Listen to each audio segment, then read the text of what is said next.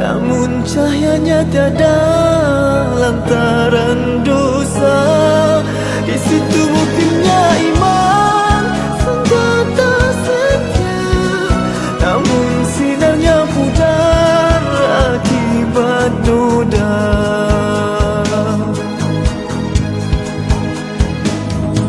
Berulang-ulang langkah kecundang, berkali-kali hitamnya hati.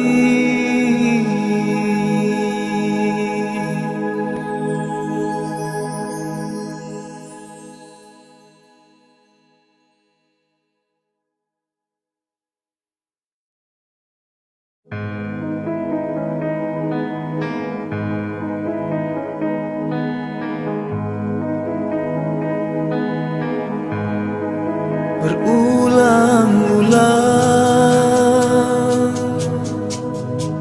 langkah kecundang, berkali-kali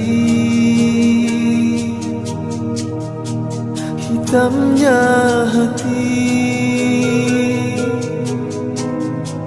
Kiri dan kanan, depan belakang, digoda rayu, tiada jemu. Kiri dan kanan, depan belakang, digoda rayu, tiada jemu. Di situ istana cinta, rindu bersemayam. Namun cahayanya tiada lantaran dosa. Di situ mungkinnya iman, senjata setia. Namun sinarnya pudar akibat noda.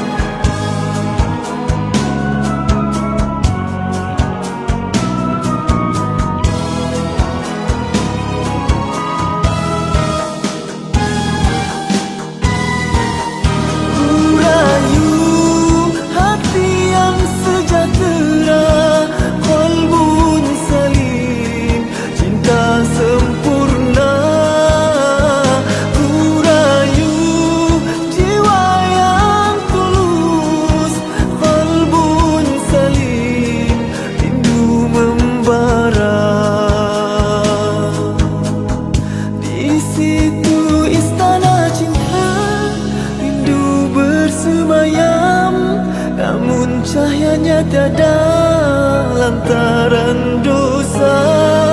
Di situ mungkinnya iman, senjata setia. Namun sinarnya pudar akibat noda.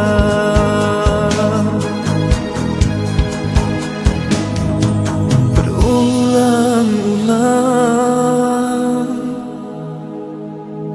langkah kecundang, berkali-kali hitamnya hati.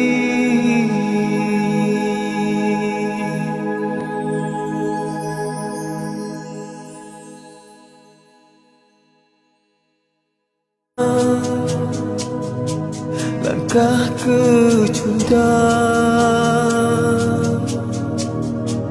berkali-kali hitamnya hati, kiri dan kanan, depan belakang, digoda rayu, tiada jemu, kiri dan kanan. Bismillahirrahmanirrahim. Sama-sama insya-Allah kita mulakan dengan Ummul Quran Al-Fatihah. A'udzu billahi minasyaitonir rajim. Bismillahirrahmanirrahim. Alhamdulillahi rabbil alamin. Ar-Rahmanir Rahim. Maliki yaumiddin. Iyyaka na'budu wa iyyaka nasta'in. Ihdinas siratal mustaqim. Siratal ladzina an'amta 'alaihim ghairil maghdubi 'alaihim waladdallin. Amin. Assalamualaikum warahmatullahi wabarakatuh. Bismillahirrahmanirrahim. Innal hamdalillah nahmaduhu wa nasta'inuhu wa nastaghfiruh wa na'udzu billahi min syururi anfusina wa min sayyiati a'malina. May yahdihillahu fala mudilla lahu wa may yudlilhu fala hadiya lahu. Asyhadu an la ilaha illallah wa asyhadu anna Muhammadan abduhu wa rasuluh. Allahumma salli ala Sayyidina Muhammad wa ala ali Sayyidina Muhammad, amma ba'd. Alhamdulillah sahabat-sahabat yang Ustazah kasihi sekalian, tuan-puan yang budiman, apa khabar semua? Masya Allah ya, mudah-mudahan ya kita semua dalam kesejahteraan. Bila lama kita tak bertemu sahabat-sahabat sekalian, sebenarnya di pihak Ustazah pun rasa macam tak sedap jugalah ya.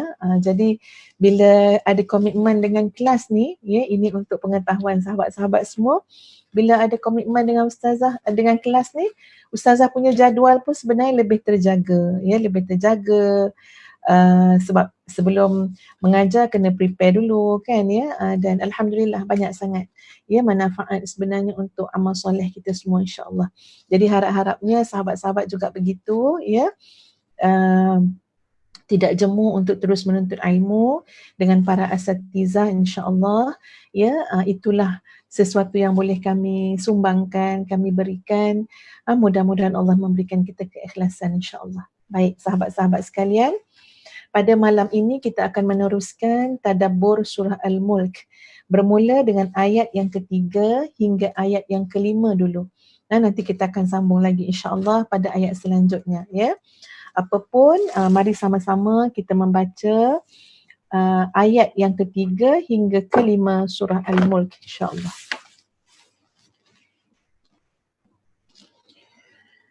A'udzu billahi minasy syaithanir rajim. Bismillahirrahmanirrahim. الذي خلق 7 سماوات طباقا ما ترى في خلق الرحمن من تفاوت فارجع البصر هل ترى من فطور ثم ارجع البصر كرتين ينقلب إليك البصر خاسئا وهو حسير ولقد زينا السماء الدنيا بمصابيح وجعلناها رجوما للشياطين وأعتدنا لهم عذاب السعير. Sadaqallahul azim. Ayat yang ketiga maksudnya, yang menciptakan 7 langit berlapis-lapis. Tidak akan kamu lihat sesuatu yang tidak seimbang pada ciptaan Tuhan yang Maha Pengasih. Maka lihatlah sekali lagi. Farji'il basar. Farji'il basara hal tara min futur. Dah tengok dah langit tu, tengok lagi. Kembali lihat. Maka lihatlah sekali lagi, adakah kamu lihat sesuatu yang cacat? Thumma rji'il basar. Kemudian lihat lagi, ulangi lagi pandanganmu sekali lagi dan sekali lagi.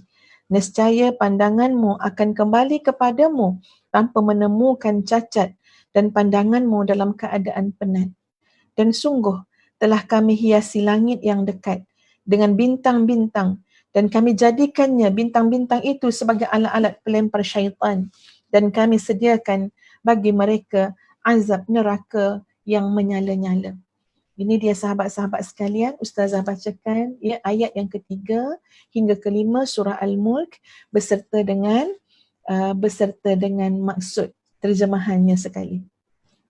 Sebelum Ustazah ulas sahabat-sahabat tentang ayat tersebut, ya Ustazah nak kongsikan terlebih dahulu ada satu kisah yang telah ditulis, ya telah pun dimaklumkan, diberitahu kepada kita semua oleh Syekh Said Qutb, seorang penulis ataupun pendakwah dan penulis yang telah pun menulis tafsir fi dhilalil Quran. Beliau telah menukilkan dalam kitab beliau satu pengalaman yang sangat istimewa, yang unik sangat. Dia di mana ketika itu sahabat-sahabat sekalian, beliau dalam sebuah pelayaran bersama dengan 6 orang Muslim daripada Mesir. Dalam pelayaran tersebut, mereka ini nak pergi ke New York, melewati Samudra Atlantik. Okey. Dalam kapal tu ada ramai ratusan laki-laki dan perempuan yang non-Muslim. Okey. Jadi dia telah menulis, saya Ustaz bacakan tulisan dia. Kami hendak melaksanakan solat Jumaat di kapal itu. Allah Azza wa Jalla mengetahui bahawa untuk kami menunaikan solat itu harus mempunyai keberanian dan semangat agama yang besar di hadapan para missionary yang berusaha melakukan misinya di kapal bersama kami. Maknanya, dalam kapal yang dinaiki oleh Said Qutb tu sahabat-sahabat sekalian, ada juga missionary untuk dakwah agama lain di dalam kapal tersebut. Nakhoda kapal, seorang yang berdarah Inggeris, memberikan kemudahan kepada kami untuk menunaikan solat Jumaat tersebut. Ia memberikan kelonggaran juga kepada tukang masak, pelayan dan juga pekerja-pekerja kapal yang beragama Islam untuk menunaikan solat bersama kami. Asalkan tidak pada shift ataupun giliran tugas mereka pada waktu itu. Jadi, pekerja-pekerja dalam kapal tu bila dapat kebenaran untuk menunaikan solat Jumaat, mereka sangat bergembira. Sebab ini merupakan kali pertama mereka dapat solat Jumaat atas kapal. Sebelum ni tak pernah mereka solat Jumaat. Maknanya tak pernah melakukan solat Jumaat atas kapal, tapi dengan sebab adanya beberapa kelompok orang Islam yang diketuai oleh Said Qutb ni, mereka dapat solat. Saya bertindak sebagai khatib dan imam solat Jumaat pada waktu itu. Para penumpang sebahagian besarnya orang asing, mereka duduk mengerumuni berkelompok-kelompok menyaksikan kami menunaikan solat. Selesai solat, banyak daripada mereka yang mendatangi kami, yang non-Muslim datang untuk mengucapkan selamat kerana kami, kata mereka, telah berjaya juga melaksanakan tanggungjawab untuk agama kami, dilihat oleh orang-orang non-Muslim tadi sebagai satu kejayaan sebab kami tetap dapat menunaikan solat dalam sebuah kapal pelayaran yang besar. Dan itu merupakan puncak pengetahuan mereka tentang solat kami. Dalam ramai-ramai yang memberikan ucapan tahniah, ada seorang wanita daripada Yugoslavia yang lari daripada komuniti masyarakat dia yang menindas. Dia adalah di antara salah seorang yang datang dengan air mata yang mengalir, dengan sangat terkesan dan dia sangat sebab menahan perasaan dia. Dia datang kepada kami dengan penuh semangat, berkata dalam bahasa Inggeris yang sederhana, bahawa dia tidak dapat menahan dirinya terhadap pengaruh yang dalam daripada solat kami yang khusyuk, yang teratur dan menurutnya penuh dengan nilai-nilai sentimental. Namun bukan hal ini yang kami maksudkan sebagai kesaksian dalam peristiwa itu. Melainkan perkataan wanita tadi ketika mana dia bertanya, bahasa apa yang engkau gunakan, digunakan oleh pendetamu itu dalam ibadahnya tadi. Dia panggil Kak Imam solat Jumaat tu pendeta. Dia kata bahasa apa yang telah dia gunakan.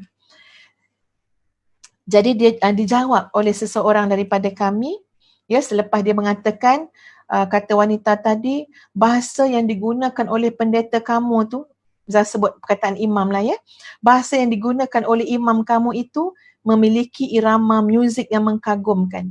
Walaupun saya tidak mengerti satu huruf pun, tapi saya terasa sesuatu. Yang lebih mengejutkan kami adalah perkataannya. Bukan masalah ini yang ingin saya tanyakan.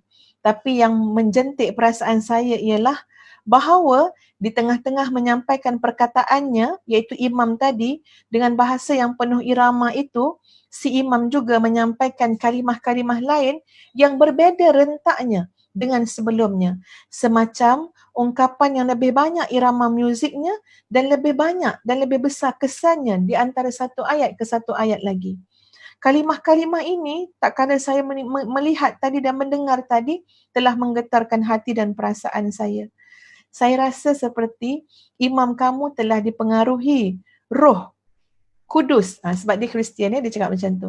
Dipengaruhi roh kudus dan sedikit telah menyebabkan fikiran kami tersentak. Jadi, sebenarnya sahabat-sahabat sekalian, yang wanita tadi maksudkan adalah, ya, yang dimaksudkan ialah ayat-ayat Al-Quran yang kami bacakan pada waktu khutbah dan pada waktu salat Jumaat. Yang membuatkan kami sangat kagum adalah kesan seperti itu yang datang daripada seorang wanita yang sama sekali tidak pernah faham pun makna Al-Quran. Tapi dia boleh menangis. Ya, dia boleh dalam perjalanan tu mendekati rombongan tadi untuk apa? Untuk tahu apa yang engkau baca, apa yang engkau sebut, apa yang engkau ucapkan. Masya Allah. Jadi gambaran yang dibawakan oleh Syed Qutb tadi, sahabat-sahabat sekalian, demikianlah ayat-ayat Al-Quran. Ya, walaupun didengari oleh seseorang yang tak faham pun maksud dia. Tapi mukjizat Quran ni terlalu luar biasa. Ya, sampai terasa pada hati orang yang tak faham, terasa juga pada hati orang yang non-Muslim selama mana Allah nak membuka hati tersebut, ya, untuk sampai dapat merasakan getaran terhadap ayat Al-Quran tadi. Persoalannya ialah sahabat-sahabat sekalian, demikianlah kita bila baca Quran. Ya, tak guna juga kalau kita tadabbur, ya, kita cuba memahami, tapi seawal kita membaca kita tak rasa apa-apa. Ya, mungkin mula-mula kita tak faham lagi, tapi bila baca, Allah indahnya ayat Quran. Ini kalamullah. Ustazah ni tak start lagi ni mukadimah. Boleh lah ya sahabat sebabnya dah berapa hari dah kita tak kuliah kan. Contoh macam ni Ustazah kata pagi tadi Ustazah macam muhasabah lah anak-anak kat rumah ni. Kadang-kadang kita semua ni memang jenis manusia, termasuk Ustazah, kalau tidak diberikan nasihat, tak diberikan teguran berterusan, mudah lalai. Betul tak sahabat-sahabat? Jadi tak terkecuali kami. Jadi dah habis dah Ramadan kan, PKP pun dah jadi PKP apa dah PKPB ke apa benda kan ya. Jadi macam seolah-olah kita ni dah kembali kepada sebuah kehidupan yang macam sebelum PKP kan ya. Jadi Ustazah sebagai ibu ya, Ustaz Dr. Azhar sebagai ayah ni, kami ni ada satu rasa yang sama. Walaupun kami tak bercakap tentang tajuk tu, tapi sama. Sebab lepas Ustazah nasihat muhasabah pada anak-anak, Ustaz kata itulah yang sebenarnya Ustaz nak cakap. Sebab apa? Sebab kita tak nak tengok anak-anak mula macam okey, tidak berada di tempat solat. Ya, takkanlah Umi Abi dah ada dah nak solat tapi anak-anak tak sampai lagi. Ya, tengok lepas subuh, takkan lepas solat terus saja masuk bilik masing-masing. Ya, Umi Abi lebih suka duduk kat ruang tengah ni baca Quran kuat-kuat. Ya, bagilah Umi ni nak bersangka baik dengan anak-anak ni kan ya. Duduk kat tengah-tengah baca Quran. Bagi baca Quran biar sampai serak suara kita pun tak apa. Ya, jangan ambil sikit-sikit. Yang hafaz Quran macam mana ni nak apa? Nak jaga Quran. Jadi dia muhasabah. Jadi tengok kenapa tak solat qabliyah, kenapa tak solat ba'diyah. Ya, kenapa bila time solat subuh je ngantuk? Masya Allah, macam mana boleh ngantuk solat subuh? Ya, kita nak ngadap Allah, macam-macam benda kita nak minta dengan Allah. Jadi di muhasabah. Sampailah Ustazah cakap sahabat-sahabat sekalian, antara lain ialah dia macam ni je. Mak ayah ni Mak ayah ni sebenarnya adalah jalan bagaimana kita nak belajar untuk mentaati Allah. Sebab apa? Sebab nanti kita akan tengok dalam surah Al-Mulk. Surah Al-Mulk ni banyak bincang benda tentang alam ghaib. Ya, benda tentang keimanan kepada hari akhirat. Ada cerita pasal neraka, ya, cerita pasal, ini sebenarnya saya nak kaitkan juga ya dengan ayat yang ketiga. Allah ciptakan langit. Ya, Allah ciptakan langit, 7 lapisan langit. Kan? Allah kata pandanglah, pandang. Kamu pandanglah, ulang pandang, tengoklah, perhatilah langit sampai sudah kamu akan penat. Sampai sudahnya kembalilah pandangan kamu kepada diri kamu sendiri dalam keadaan pandangan kamu penat. Maksud dia apa tuan-puan sekalian? Ya, nanti kita akan Ustaz sebut dulu kata-kata Syed Qutb terhadap ayat yang ketiga tu. Kata Syed Qutb, dalam ayat ini mengandungi arahan Allah agar manusia berfikir, memerhati lebih jauh daripada apa yang mereka lihat dan rasakan. Surah ini memiliki tujuan pembentukan pola berfikir yang baru, bahawa apa yang tampak bukanlah hakikat sesungguhnya. Langit yang ada pada pandangan mata hanya satu. Hakikatnya tidak hanya satu, tapi berlapis-lapis. Demikianlah kehidupan kita di dunia. Bukanlah kehidupan kita yang sesungguhnya, hanyalah kehidupan di dunia semata-mata, tetapi kita akan bertemu dengan kehidupan yang berlapis-lapis lagi lepas tu.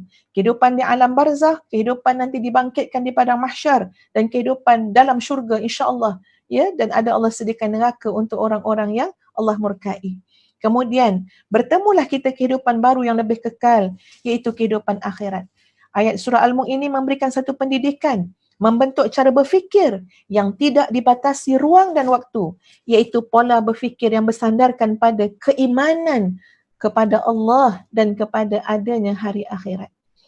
Jadi mengambil semangat ni sebenarnya sahabat-sahabat, pagi tadi saya cakap dengan anak macam tu. Umi Abi ni, ketaatan pada Umi Abi ni adalah satu tarbiyah pendidikan untuk anak-anak mengenal, memahami hakikat bagaimana nak mentaati Allah dengan sebaik-baik ketaatan. Ustazah buat satu analogi macam ni sahabat semua. Setara Umi yang nampak depan mata, setara Abi kalian nampak depan mata.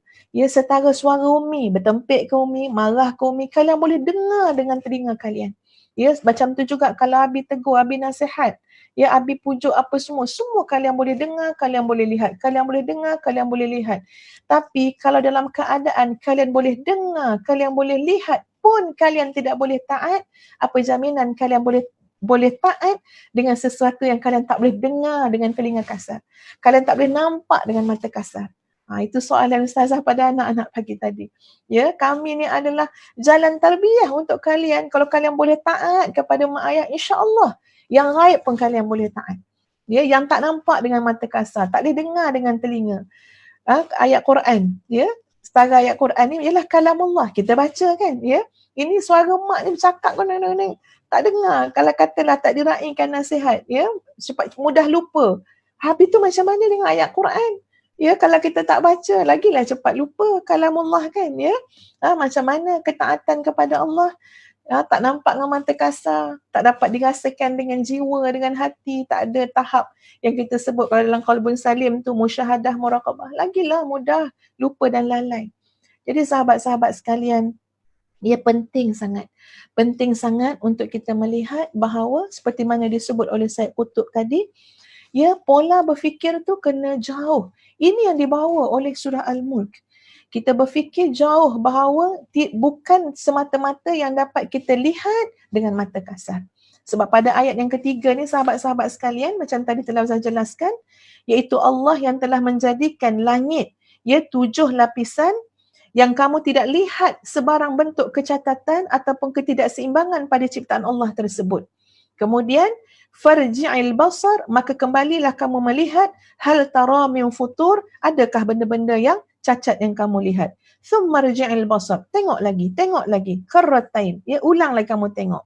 Nanti apa yang berlaku, kembalilah kepada kamu penglihatan itu dalam keadaan wahwa hasir, dalam keadaan dia akan rasa penat. Ya, penglihatan tu akan rasa penat. Jadi ini satu gambaran sahabat-sahabat sekalian, betapa hebatnya kekuasaan Allah Azza wa Jalla. Terlalu hebat kekuasaan Allah. Allah selalu dalam ayat Quran ni, dalam Quran sebut tentang ciptaan Allah, langit, bumi. Dan langit ni ciptaan Allah semua hebat, ya. Cuma apa yang disebut dalam ayat ni sahabat sekalian, bila disebut tentang langit, Ini memang kita nampak langsung dengan mata kasar, ya Allah hebatnya, tiangnya tak ada. Ya, dan macam mana excitednya para pengkaji nak kaji sangat ya tentang langit ni. Al-Quran sebut tentang langit, sahabat-sahabat sekalian, baik saya ambil satu contoh dalam surah At-Talaq ayat yang ke-12. Ya, di mana dalam surah At-Talaq ayat yang ke-12 Allah menceritakan tentang langit, tentang bumi, dan kemudian pada ayat yang hujung tu sahabat-sahabat Allah jelaskan lagi tentang annallaha ala kulli syai'in qadir dengan tambahan lagi ayat selepas itu. Saya bacakan je lah ayat dia ya. A'udzubillahi minasyaitonirrajim. الله الذي خلق 7 سماوات ومن الأرض مثلهن يتنزل الأمر بينهن لتعلموا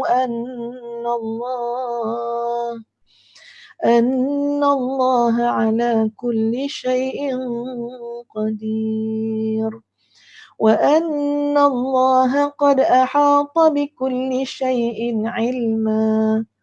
Allah yang menciptakan 7 langit dan daripada penciptaan bumi juga serupa. Perintah Allah berlaku padanya agar kalian mengetahui bahawa Allah Maha Kuasa atas segala sesuatu. Wa anna Allah qad ahata bikulli syai'in ilma, dan ilmu Allah benar-benar meliputi segala sesuatu. Ni kalau baca surah At-Talaq ayat yang ke-12 ni sahabat-sahabat sekalian, kita patut rasa ya Allah yakinnya, kita patut rasa tenangnya. Sebab apa? Allah yang maha berkuasa atas segala sesuatu. Ya, pada ilmu Allah lah segala sesuatu. Saya minta maaf saya buat contoh ya yang berlaku keliling ustazah je lah tuan puan. 2-3 kali ustazah ziarah kakak ustazah yang terdekat ni, yang baru ni ya. Jadi ustazah perhati bila ustazah datang beberapa kali yang terakhir ni, kakak akan pegang tangan ustazah, kakak akan cakap, "Dek, wallahu a'lam." Ya, jadi jarang juga kita kalau jumpa orang sakit tu cakap wallahu a'lam kan ya. Biasa wallahu a'lam ni kalau dah nak habis kuliah kan. Ustazah dulu masa kuliah kat Jordan, kadang-kadang ngantuk sangat dalam kelas kan ya. Taklah faham semua yang cikgu cakap. Ada pensyarah cakap guna bahasa logat daerah kan ya, bahasa ammi. Tapi bila hujung tu, bila cikgu cakap je wallahu a'lam, terus segar mata kan ya, wallahu a'lam. Biasa kita dengar wallahu a'lam ni lepas kita habis kelas belajar. Tapi ni ustazah pergi jumpa kakak berapa kali dah ya. Dia pegang tangan saya, dia pandang ya. Kata dia wallahu a'lam. Jadi ustazah rasa macam lain pula ucapan tu kan ya. Rupa-rupanya sahabat sekalian, kata anak saudara lah ya, atuk iaitu ayah ustazah yang terakhir dia ziarah kakak ustazah, itulah yang dia sebut. Ya, dia kata tak payah fikir banyak sangat, ingat saja pada Allah dan kita sebut wallahu a'lam. Allah yang maha mengetahui. Ya, innallaha ala kulli syai'in qadir wa annallaha qad ahata bi kulli syai'in ilma. Ya, semuanya dalam kekuasaan Allah. Allah tahu segala-galanya. Kalau kita nak fikir dengan kepala kita terlalu lemah, sakit kepala nanti ya. Kita pun tak sihat kan, sakit bagi kakak ustazah lah ya. Jadi tu pesan, ingat satu benda, apa dia? Wallahu a'lam. Allah yang maha mengetahui segala-galanya. Jadi kalau nak explain ke orang pun susah, penat kita. Jadi senang ya, sebut apa-apa wallahu a'lam. Ataupun sahabat semua tengok balik, rujuk balik pada surah At-Talaq tadi, annallaha ala kulli syai'in qadir wa annallaha qad ahata bi kulli syai'in ilma. Ya, Allah maha berkuasa atas segala sesuatu. Tiap ayat Quran yang kita tengok ni, pada ayat yang ketiga ni sahabat-sahabat sekalian, masya-Allah ya, menggambarkan macam mana Allah sebut kepada kita semua betapa hebatnya ciptaan Allah Azza wa Jalla langit dalam 7 lapisan. Ya, menurut sebahagian ulama, kalau kita tengok dalam kitab tafsir, lapisan tu adalah lapisan yang bertingkat, maknanya lapisan yang terasing. Lapisan yang terasing maknanya langit pertama, lepas tu langit kedua, langit ketiga, dan masya-Allah ya, tak pernah habis dikaji tentang langit ni, tak pernah sampai, tak pernah habis sahabat-sahabat sekalian. Kalau kita tengok ya, ustazah ulas sikit Macam mana? Kita tak cakap pasal langit lagi yang tinggi tu. Ini kita cerita yang paling dekat dengan kita, awan. Awan tu menurut seorang pengkaji Luke Howard, dia kata apa? Awan ni ada awan cirrus, ada cirrocumulus, ada cirrostratus, ada yang 6,000 meter tingginya yang terdiri daripada kristal-kristal, tak dapat menimbulkan hujan tapi dapat menyebabkan tekanan rendah ketika ketebalannya bertambah. Ada awan altostratus, ada awan altocumulus, nanti naik lagi ke atas, ada awan nimbostratus, stratocumulus. Ni ustazah baca ni tuan-puan sekalian, sebab apa nak kata kita pun tak tahu itu apa. Tak larat nak kaji segala-gala, ya Allah ya Tuhan.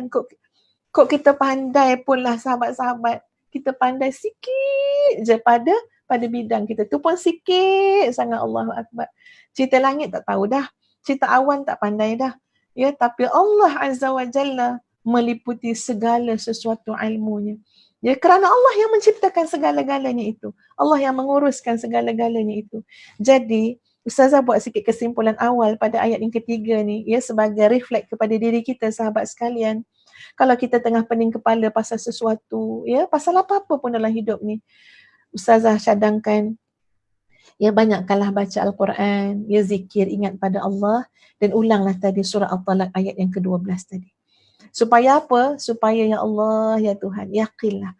Mudah sangat bagi Allah nak menyembuhkan yang sakit, nak mengkayakan yang miskin, nak memuliakan yang hina, nak mengangkatkan yang jatuh. Mudah sangat bagi Allah. Sebab apa? Sebab segala-gala dalam ilmu Allah dan kekuasaan Allah. Cuma Allah nak uji kita.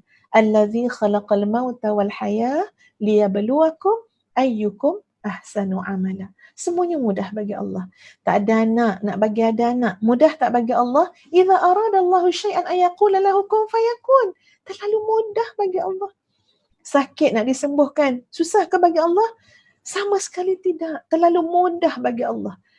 Apa lagi? Miskin, nak dikayakan. Allahu Akbar, mudahnya bagi Allah. Tapi ingat, pada ayat yang kedua, surah Al-Mulk, Allazi khalaqal mauta wal hayah liyabluwakum ayyukum ahsanu amala. Sehingga disebutkan, menerusi pemahaman pada ayat yang kedua tadi, kamu nak tengok maksud apa ayat kedua?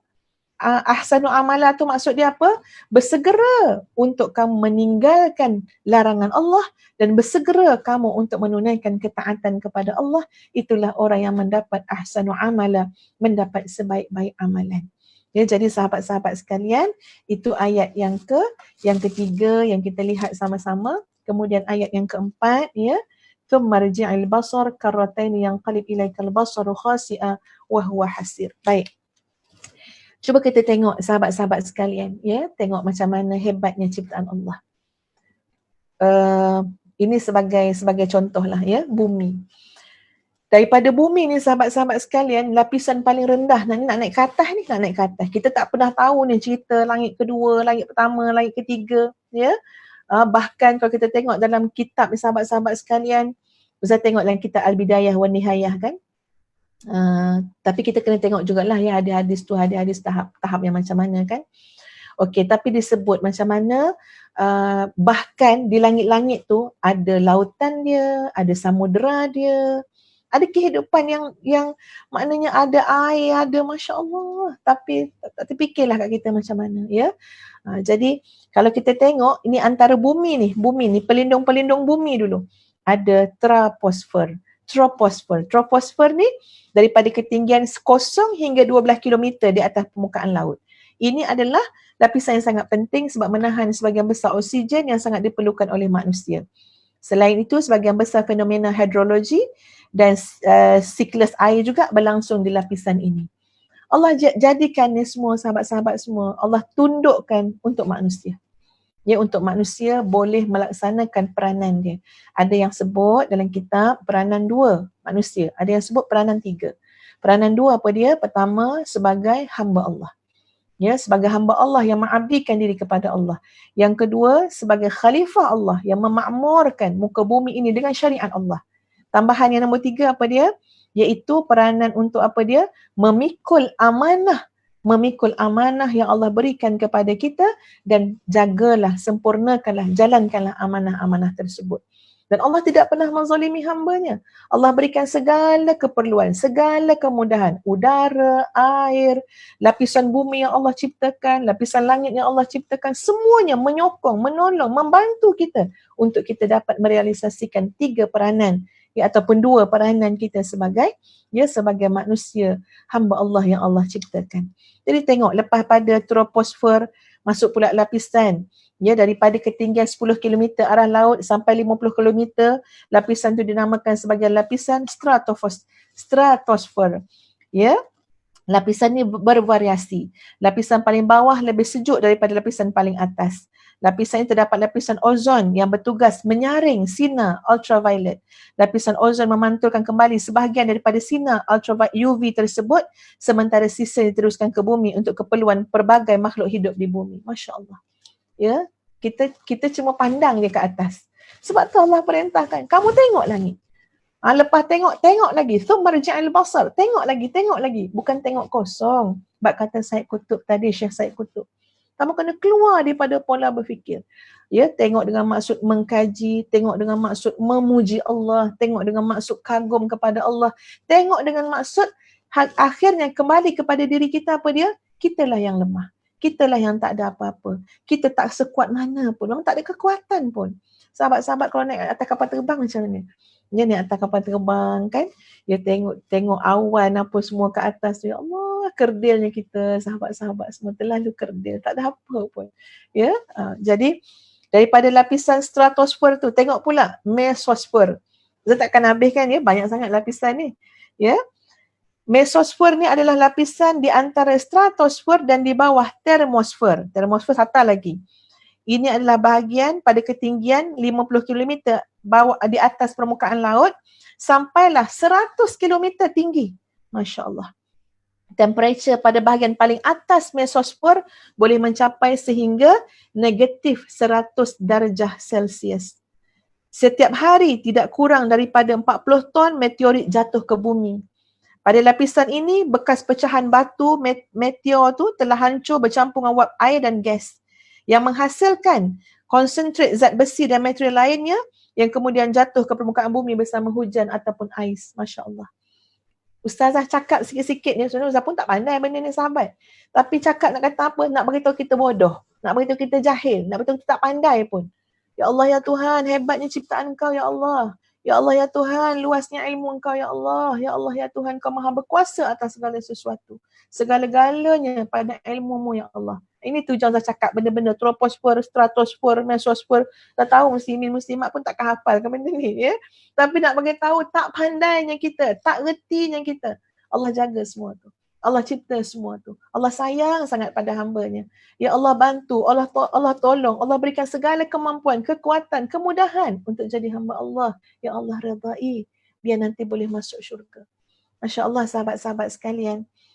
Itu tentang langit Sebenarnya cerita langit ni terlalu luas lah Kita pun nak tengok pada ayat yang selanjutnya, iaitu pada ayat yang kelima insya-Allah.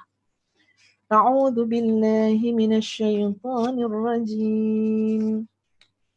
وَلَقَدْ زَيَّنَّا السَّمَاءَ الدُّنْيَا بِمَصَابِيحَ وَجَعَلْنَاهَا رُجُومًا لِلشَّيَاطِينِ وَأَعْتَدْنَا لَهُمْ عَذَابَ السَّعِيرِ. Dan sungguh telah kami hiasi langit yang dekat dengan bintang-bintang dan kami jadikannya bintang-bintang itu sebagai alat pelempar syaitan dan kami sediakan bagi mereka azab neraka yang menyala-nyala. Ini disebutkan tentang bagaimana bintang-bintang yang diciptakan oleh Allah di langit yang kita nampak ni. Langit yang paling dekat, nampak bintang-bintang tu. Bukan semua yang kita nampak, tapi sebahagian sinarnya kita boleh nampak. Qatadah mengatakan, Allah menciptakan bintang-bintang untuk 3 hal. Yang pertama adalah sebagai hiasan langit. Masya Allah, terlalu cantik. Ustazah pernah sahabat masa dekat Madinah, ada expo masa tu, expo Asma'ul Husna. Kalau kita tengok dekat belah kanan, yang macam mana nak kata? Katalah ni pintu 25 kan, Masjid Nabawi, Pergi belah kanan hujung sana tu ada satu ma'rad, ada satu pameran. Ada bangunan di luar masjid, di luar pagar masjid tu ma'rad, pameran Asmaul Husna. Alhamdulillah, Ustazah masa tu berkesempatan untuk masuk. Sebab bila Ustazah pergi semula tahun kemudiannya, ma'rad tu dah tutup. Sebelum tu ma'rad tu ada, pameran tu ada. Masya Allah, pameran Asmaul Husna. Kita masuk-masuk tu, dia buatkanlah macam mana ya, satu suasana dengan audio, visual dan sebagainya, ya, dengan alunan ayat Quran, dengan ayat Quran yang terpancar secara visual, dengan gambaran seolah-olah bintang-bintang yang menyala-nyala, yang bercahaya-cahaya, masya-Allah. Tak dapat nak cakap. Itu baru macam gambaran-gambaran yang direka-reka saja ya oleh manusia.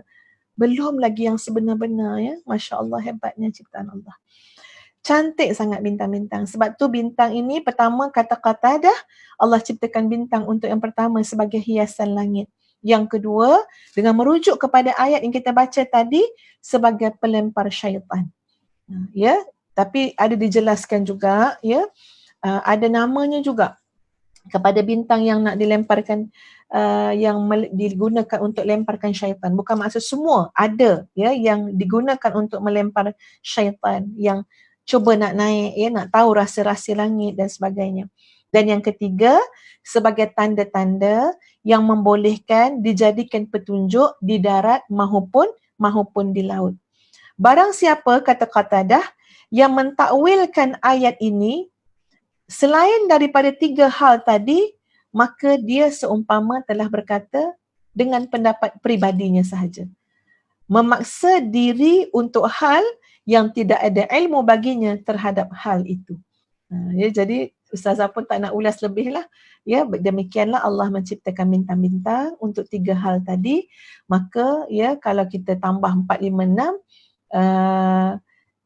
seolah-olah kita cakap tu pandangan peribadi kita lah, sebab kalau yang 3 tadi memang ada dalil dia ya. Dan sebenarnya tujuan ulama menekankan juga tentang hal ini yang berkait bintang ni adalah supaya kita tidak menjadikan pula bintang tu sebagai alat tilikkan, tilik menilik. Kan ada kan bintang-bintang kan ya, ni bintang ni menunjukkan untung, yang bintang ni menunjukkan rugi. Tak nak macam tu.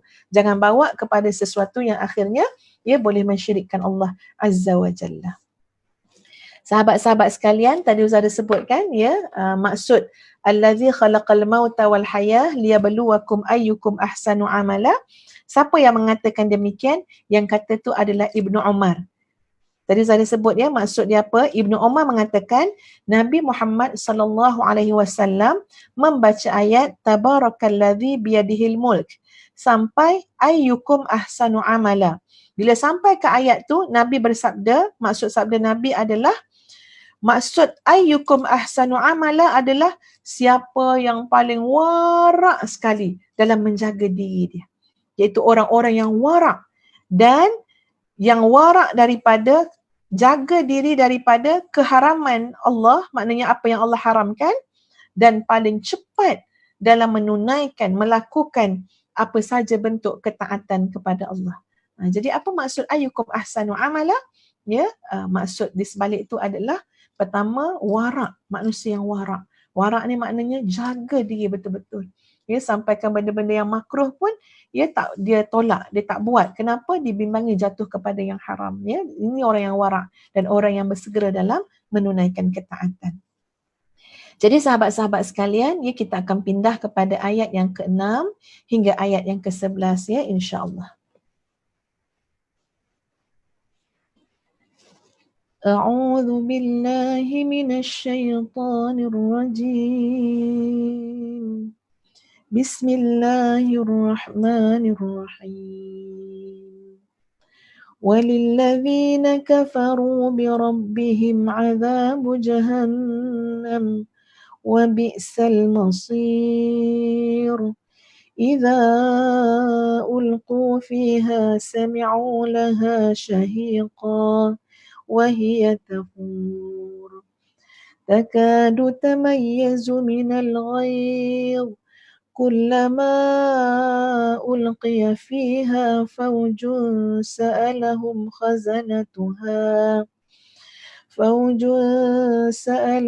خزنتها ألم يأتكم نذير قالوا بلى قد جاءنا نذير فكذبنا وقلنا ما نزل الله من شيء إن أنتم إلا في ضلال كبير وقالوا لو كنا نسمع أو نعقل ما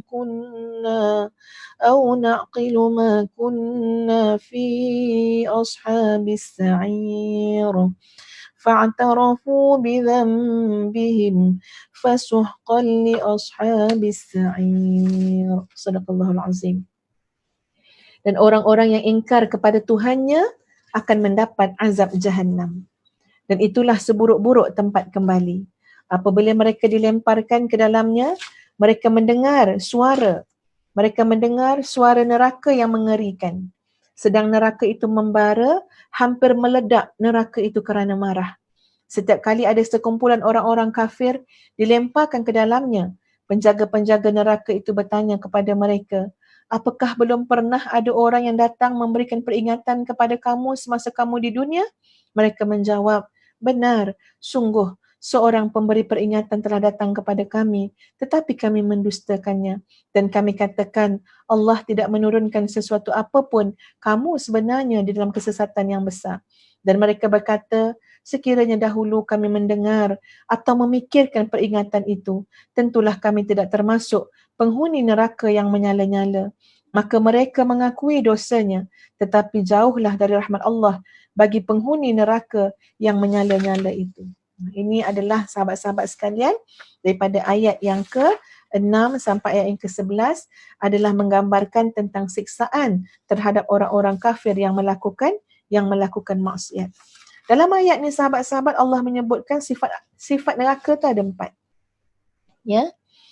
Dalam ayat ni bukan maksudnya sifat neraka secara umum ya ataupun secara menyeluruh, tapi dalam ayat ni kita boleh tahu bahawa ada 4. Yang pertama adalah apabila mereka dilemparkan ke dalamnya, ya orang-orang kafir yang dilemparkan dalam api neraka, maka nerakanya ada suara dia. Suaranya amat mengerikan. Ya, dan neraka itu dalam keadaan menggelegak. Sebagaimana kayu bakar dilemparkan ke dalam api yang besar, mereka akan mendengar suara api makan kayu api tu. Suaranya suara yang sangat keras, suara yang sangat buruk, seperti suara keldai pada saat mula-mula bernafas atau seperti orang yang terlalu marah. Neraka itu mendidih seperti mana mendidihnya periuk. Itu yang pertama. Yang kedua daripada ayat ni kita boleh faham sahabat-sahabat sekalian, hampir-hampir neraka itu terpecah-pecah. Ya, hampir-hampir neraka tu meledak dan boleh terpisah-pisah. Kenapa? Kerana marahnya neraka. Api neraka sampai marah dengan masuknya, dengan orang-orang yang masuk ke dalam tu. Kerana marahnya kepada orang-orang yang ingkar kepada Allah, durhaka kepada Allah. Artinya, hampir atau mendekati, terpotong-potong, sebahagian terpisah daripada sebahagian yang lain kerana bersangatan neraka itu marah dan murka kepada orang-orang kafir. Yang ketiga, yang keempat. Tadi yang pertama dan kedua tu, ia ada suara yang mengerikan. Ya, kemudian dia mendidih. Yang ketiga, hampir terpecah-pecah. Yang keempat, setiap kali sekumpulan orang-orang kafir dilemparkan ke dalamnya, para penjaga neraka akan bertanya. Ya, para penjaga neraka akan bertanya pada orang-orang yang dicampakkan dalam neraka. Ini satu gambaran yang disebut dalam kitab tafsir. Dalil yang menunjukkan keadilan Allah pada makhluknya. Dan Allah tidak menyiksa siapa pun kecuali setelah ada argumentasi ya yang memberatkan si makhluk. Maknanya bukan Allah akan campak semata-mata manusia ya yang engkar dalam neraka, tak. Akan ada pertanyaan, persoalan, hisab. Ya, tengok macam mana. Bukti dia apa? Tengok. Neraka itu sendiri boleh bertanya kepada orang yang masuk. Apa yang neraka tanyakan? Tengok balik dalam ayat Quran tadi. Ya. Kullama ulqiya fiha faujun sa'alahum khazanatuha alam ya'tikum nazir. Neraka akan tanya, ya, bukankah telah datang kepada kalian orang yang memberi peringatan? Ya, maknanya bukan dicampaklah neraka tu, campaklah maknanya tak pernah sampai peringatan. Ya tak. Allah itu maha adil. Allah tak seksa siapa pun kecuali setelah ada argumentasi yang memberatkan si makhluk itu, ya, ataupun pemahaman kita yang lain, kecuali setelah Allah utuskan yang menyampaikan kepada manusia, yang menyampaikan tentang kebenaran. Ya, jadi bila mereka dicampakkan dalam neraka Jahannam, ditanya, bukankah telah datang pada kalian ketika di dunia seorang utusan memberi peringatan yang memperingatkan kalian tentang hari kiamat, menakut-nakutkan dan mengancam kalian? Lalu ahli neraka, orang-orang kafir tadi menjawab. Mereka menjawab, tengok jawapan mereka, ya, jawapan mereka ni ada dua. Yang pertama, jawapan mereka, benar. Sungguh seorang pemberi peringatan telah datang kepada kami, tapi kami yang dustakan. Kami katakan Allah tak menurunkan sesuatu apapun, kamu sebenarnya dalam kesesatan yang besar. Jadi pertama, sahabat sekalian, tengok ya, ini adalah jawapan orang-orang yang masuk jadi ahli neraka tu. Telah sampai peringatan. Tapi nanti yang pertama, benar telah datang peringatan. Yang kedua apa dia? Dan mereka berkata, sekiranya dahulu kami dengar, kami fikir peringatan tu, tentulah kami tidak termasuk penghuni neraka yang menyala-nyala. Masya Allah ya tuan-puan sekalian. Ustazah bila tadabbur ayat ni kan, ya tengok tafsir tentang ayat ni, terus teringat ya betapa besarnya nikmat pendengaran. Terlalu besar nikmat pendengaran. Tengok dalam ayat ni, mari kita tengok ayat tadilah ya. Ayat ni sebut apa? A'udzubillahi minasyaitonir rajim. Wa qalu law kunna nasma'u aw na'qilu ma kunna fi ashabis sa'ir. Kalaulah dulu kami dengar, kalaulah dulu kami fikir, Allahu Akbar. Sahabat-sahabat sekalian, tolonglah kita bersyukurlah, pujilah Allah kerana Allah memilih kita untuk suka mendengar. Ya, kalaulah kita dah tak suka nak mendengar peringatan-peringatan, tak suka nak dengar ilmu, tak suka nak dengar nasihat, tak suka nak dengar sama ada dalam bentuk targhib ataupun tarhib, sesuatu yang mendatangkan rangsangan, kesukaan kita untuk beramal soleh, untuk dekat kepada Allah, ataupun satu teguran, ancaman, ya, warning kepada kita, ya, supaya kita beringat jangan jatuh kepada perkara yang Allah murkai. Tapi tak nak dengar. Ya, jadi digunakan telinga untuk mendengar benda-benda lain, benda karut, benda lalai, ya, benda yang tak mendatangkan pemahaman kita terhadap kebenaran, atau telah dengar tak nak fikir pula, dengar saja tapi tak nak berfikir. Ya, padahal benda tu insya-Allah sahabat-sahabat sekalian, bila kita berfikir tentang sesuatu yang kita dengar daripada ilmu, daripada kebenaran, Allah akan buka pintu hati kita insya-Allah untuk memahami, lebih faham, lebih sedar, sampai kita rasa nak berubah, kita rasa nak hijrah, kita rasa nak ikut. Tapi apakan daya? Ya, inilah gambaran ahli neraka. Mereka tak nak dengar, mereka tak nak fikir. Sebab itu sahabat-sahabat, ya, dalam konteks kita lah sebagai umat Islam, ya, walaupun ayat ini lebih tertuju kepada orang-orang non-Muslim, ya, orang-orang kafir. Tapi dalam konteks kita sebagai orang Islam, sama juga sahabat-sahabat semua. Kita nak dapat hidayah, kita nak jadi lebih baik, kita nak berubah, ya, kita nak diredai Allah, kita ada telinga yang Allah berikan. Jadi gunakanlah telinga kita ini sahabat sekalian, ya, sehingga disebut kata mendengar, dalam tafsir disebut kata mendengar didahulukan daripada melihat, ya. Kenapa? Kerana besarnya peranan mendengar dalam memahami agama. Besarnya peranan mendengar dalam menjadikan kita hamba Allah yang saleh. Jadi syukur pada Allah dan terus berdoa kepada Allah Azza wa Jalla, sahabat-sahabat sekalian, ya, supaya kita ni rajin mendengar. Bahkan dalam kitab tafsir Munir disebut, ayat ini menunjukkan bahawa dalam pendengaran ada pintu untuk masuk syurga. Dalam pendengaran ada pintu yang akan menghalang kita daripada terjerumus ke dalam neraka. pendengaran adalah tempat kemenangan. Dengan demikian pendengaran sangat utama. Jadi Masya Allah sahabat-sahabat sekalian ya, bahkan kalau kuliah ni, tuan puan tak tengok ustazah pun tak apa, dengar je lah. Ya, dengar je macam dengar radio. Kan?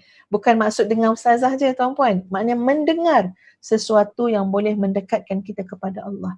Mendengar ilmu pengetahuan, mendengar sesuatu ya yang boleh membantu kita untuk apa? Untuk memahami agama, untuk kita menunaikan amanah, ya tanggungjawab yang telah pun Ustazah sebutkan tadi kan, tanggungjawab kita sebagai manusia. Sahabat-sahabat yang dikasihi sekalian, ya kita berhenti setakat ayat yang ke-11 ya. Sebelum itu Ustazah bacakan satu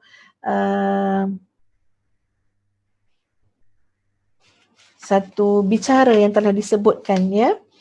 Satu hadis Nabi SAW yang telah disebutkan oleh Abi Sa'id Al-Khudri an Rasulullah sallallahu alaihi wasallam annahu qala laqad nadima al-fajiru yawmal qiyamah.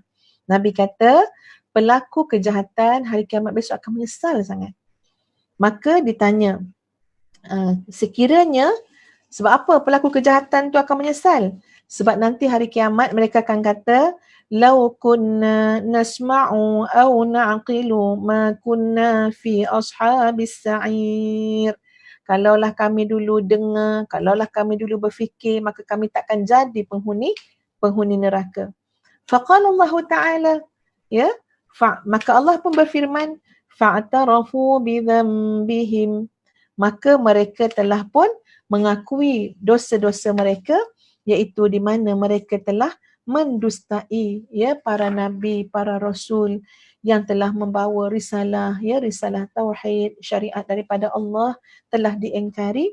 Maka orang-orang yang menyesal tu dekat akhirat besok akan mengaku dosa-dosa mereka. Kalau kita lihat dalam ayat ni sahabat-sahabat sekalian, apa yang berlaku kepada penduduk neraka? Fa'tarafu bizambihim fasuqal li ashabis sa'ir. Ya, mereka mengakui dosanya. Jadi makna kata masuk neraka, Allah masukkan ya golongan yang jadi ahli neraka dalam neraka, mereka takkan rasa diri mereka dizalimi. Ya. Kadang-kadang ni analogi je lah. Kita cubit anak kita kan. Anak kita menangis dalam bilik, dia rasa mak dia zalim. Ya, dia rasa dia tak patut kena mak begitu, mak begini. Ni cerita lain. Ya. Ada rasa macam tu. Tapi ada anak yang kita cubit, duduk dalam bilik dia nangis, tapi dia kata apa? Memang patutlah dia kena cubit. Kalau dia jadi mak pun, dia akan cubit lebih teruk lagi daripada mak dia cubit. Kan berbeza? Kan berbeza kan sahabat semua? Ini gambaran yang saya nak bawa faham. Macam mana penghuni neraka, mereka tak timbul pun kata, kenapa kami diazab? Ya, kenapa kami dizalimi? Tak. Tapi apa yang berlaku kepada mereka adalah fa'tarafu bidhanbihim, mereka akan akur, mereka akan mengakui dosa-dosa mereka yang telah mendustakan kebenaran yang telah sampai kepada telinga mereka, yang telah mendustakan kebenaran tanpa memikirkan kebenaran yang telah sampai kepada telinga-telinga mereka. Allah Maha Adil, Allah Maha Berkuasa, ya Allah Maha Pengasih, Allah Maha Penyayang, Allah tak pernah zalim kepada hamba-hambanya. Ya, sentiasa Allah memberikan taufik dan hidayah ya kepada hamba-hambanya, insya-Allah. Ya, selama mana kita berusaha untuk mengetahui, untuk belajar. Ya, ada Ustaz catat sebenarnya satu kisah, tapi ialah banyak saya nota kat depan ni ya, kehilangan dah kot kisah tersebut. Bagaimana ya seorang yang mencari kebenaran dalam hidup dia, tuan-puan sekalian. Dan akhirnya alhamdulillah, akhirnya bertemu dengan kebenaran Islam. Ya, kebenaran agama yang hanif ini, agama tauhid ini, ya, tapi nak bagi tahu ya Allah, sampaikan pernah jadi apa? Pembantu pendeta dekat kuil, pernah. Dalam makna nak boleh sampai dapat Islam tu, macam-macam yang telah berlaku. Ya, pergi kat tempat ajaran orang-orang penjenayah ada, pergi tolong bantu pendeta-pendeta dekat kuil-kuil dan sebagainya, sampai nak dapat kepada Islam. Masya Allah ya, bertarung, bersungguh-sungguh nak mencari kebenaran. Dan alhamdulillah kita dilahirkan sebagai seorang muslimah. Lebih-lebih lagi tuan-puan sekalian, ya, kita cuba lonjakkan amalan kita, pencapaian kita, penghayatan kita terhadap agama ini lonjakkan, biar lebih lagi daripada yang ada semalam, lebih daripada hari ini, dan kuncinya adalah memohon pertolongan Allah. Kita usaha ikhtiar berserta dengan doa dan tawakal kepada Allah Azza wa Jalla. Jadi kita berhenti setakat ni sahabat-sahabat sekalian. Terima kasih semua. InsyaAllah kita jumpa pada malam esok untuk sambungan kitab hikam. InsyaAllah. Mudah-mudahan Allah mengampunkan dosa kita semua, mengangkat darjat kita, dan terus mengurniakan rahmat dan nikmat kepada kita semua di dunia dan di akhirat. Jadi terima kasih kepada sahabat-sahabat yang nak mengikuti. Ustazah ada satu program khusus, iaitu program Mukim Mihrab Coaching. Memang kita akan buat bulan 9, tapi daripada sekarang dah ambil pendaftaran. Tujuan dia adalah, sahabat sekalian, sebenarnya Ustaz nak berkongsi lebih khusus kepada tentang kekeluargaan, tentang rumah tangga, suami isteri, didik anak-anak macam mana. Ada sikit-sikit yang Ustaz tahu, pengalaman, ada pengalaman daripada sahabat-sahabat kita juga. Jadi kita cuba longgokkan dalam satu Facebook yang khusus. Kita bertemu nanti pada Facebook, namanya Mukim Mihrab Coaching, selama 21 hari. Jadi kat situlah kalau ada apa-apa yang saya nak curahkan ke apa, tak ada apa sangat pun, tapi yang nak disampaikan, nasihat, teguran, ingatan, sempadan, teladan kat situ nanti insya-Allah. Mudah-mudahan kita semua dapat menikmati keluarga yang bahagia. Mungkin keluarga tu, mungkin suami dah tak ada, mungkin isteri dah tak ada, sebab meninggal dunia, mungkin dah berpisah kan, ataupun mungkin ada suami isteri tak ada anak. Tapi jangan disempitkan kebahagiaan dengan macam-macam tuan-puan. Sebab apa? InsyaAllah kalau kita faham benar-benar konsep keluarga, konsep kebahagiaan, insyaAllah kita berhak untuk menikmati kebahagiaan tersebut di dunia dan di akhirat. Jadi wallahu a'lam. Assalamualaikum warahmatullahi wabarakatuh. Kita tutup dengan surah Al-Ma'as dan tasbih kafarah. Bismillahirrahmanirrahim.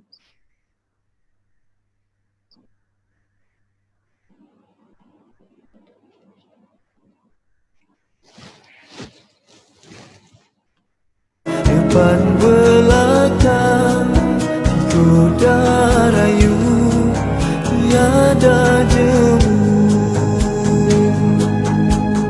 Di situ istana cinta, rindu bersemayam, namun cahayanya tiada lantaran dosa.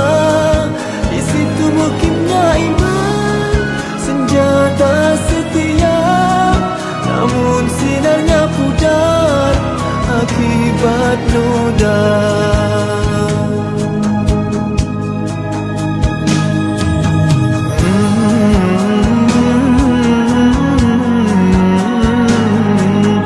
La ilaha illallah.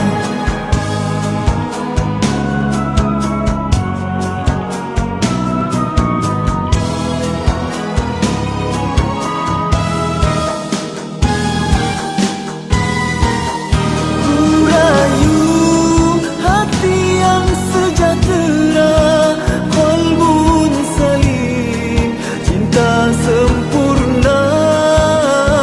Ku rayu jiwa yang tulus, qalbun salim, rindu membara. Di situ istana cinta, rindu bersemayam, namun cahayanya tiada lantaran dosa. Di situ mukimnya iman, senjata setia, namun sinarnya pudar akibat noda.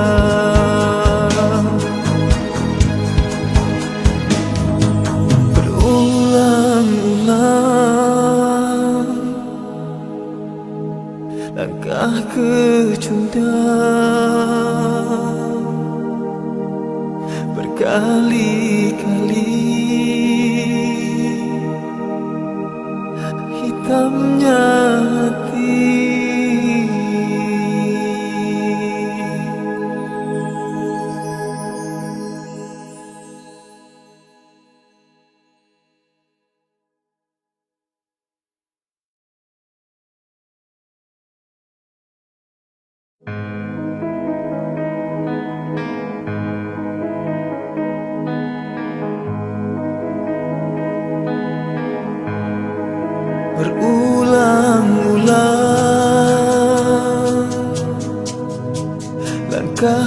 kecundang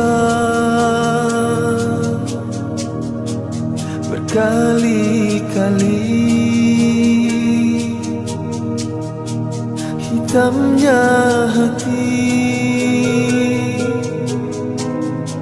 kiri dan kanan, depan belakang, digoda rayu, tiada jemu. Kiri dan kanan, depan belakang, digoda rayu, tiada jemu. Di situ istana cinta, rindu bersemayam, namun cahayanya tiada, lantaran dosa. Di situ mukimnya iman, senjata setia, namun sinarnya pudar akibat noda.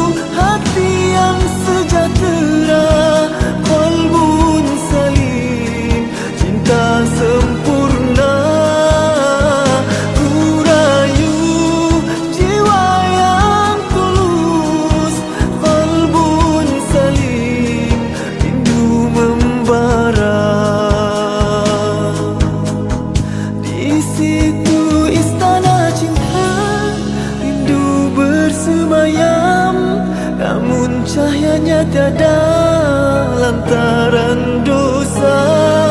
Di situ mukimnya iman, senjata setia, namun sinarnya pudar akibat noda.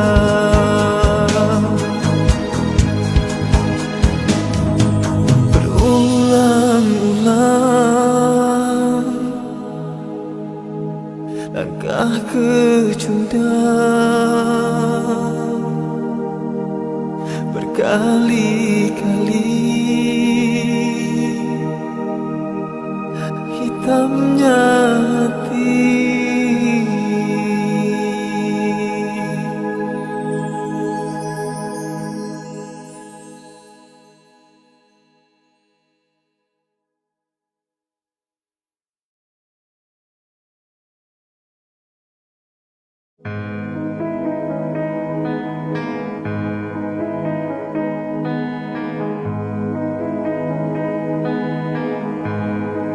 Berulang-ulang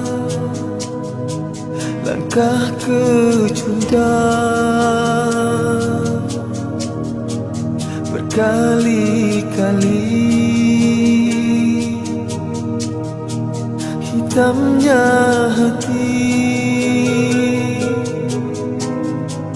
kiri dan kanan, depan belakang, digoda rayu, tiada jemu. Kiri dan kanan, depan belakang, digoda rayu, tiada jemu. Di situ istana cinta, rindu bersemayam, namun cahayanya tiada, lantaran dosa. Di situ mukimnya iman, senjata setia, namun sinarnya pudar akibat noda.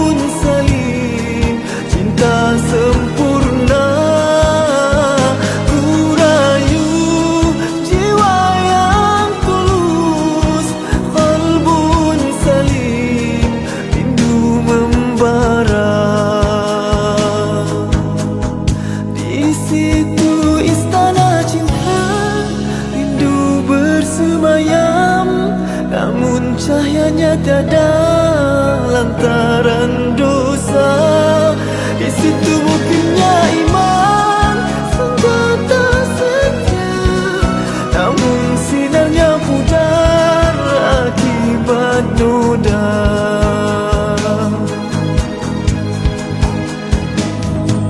Berulang-ulang langkah kecundang, berkali-kali hitamnya hati.